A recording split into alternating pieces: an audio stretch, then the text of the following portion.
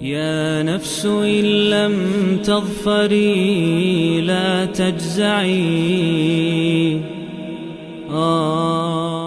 Assalamu alaikum wa rahmatullahi wa barakatuhu. How is everyone doing? So I just wanted to make a quick video on Isma'il alayhi salam and the way he's portrayed in the Bible.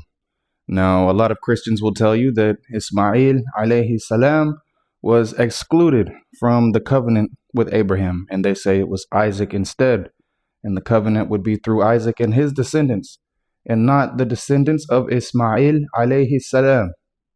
So this video is to make the case that the Bible has intentionally been translated in hostility against Isma'il, and that words that appear in different verses are translated when it's to do with Isma'il alayhi salam as a negative thing. So for starters, in Genesis 22:2, God tells Abraham, "Take your son, your only son whom you love, and sacrifice him as a burnt offering."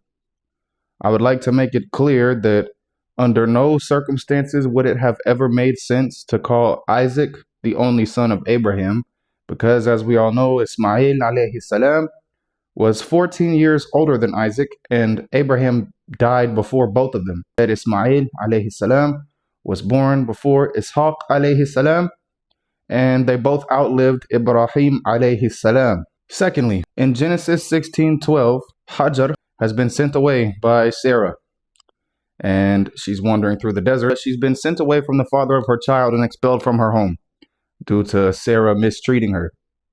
And an angel of the Lord hears her misery, and to comfort her, the angel of the Lord comes and tells her that she is bearing a son, and he'll be a wild donkey of a man.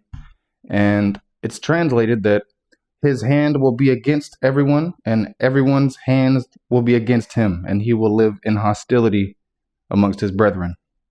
Now, the word that is translated as against in this verse is bakol in Hebrew. Now, in 2 Samuel, this same exact word, bakol, is also used, but it's translated as in everyone. So this is an example of an intentionally hostile translation that's directed towards Isma'il alayhi salam.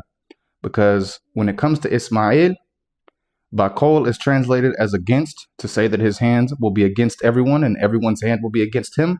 But that same word in 2 Samuel, bakol, is translated as with or in everyone. So it could just as rightfully be translated in Genesis, Isma'il's hand will be in his brothers and his brothers' hands will be in his. We all know why this is translated this way, but I'll just call them Bani Israel.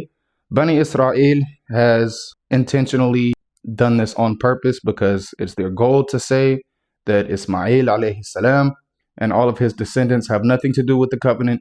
The covenant has nothing to do with him, because they know that the Prophet Muhammad alayhi salatu wasalam is a descendant of Isma'il alayhi salam. I'll call them followers of Judaism, have never had an issue changing their scripture.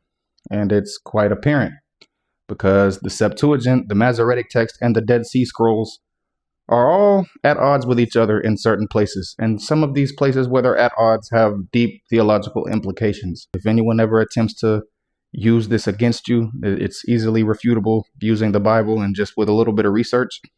So I hope you enjoyed this and found it beneficial. Once again, assalamu alaikum wa rahmatullahi wa barakatuhu.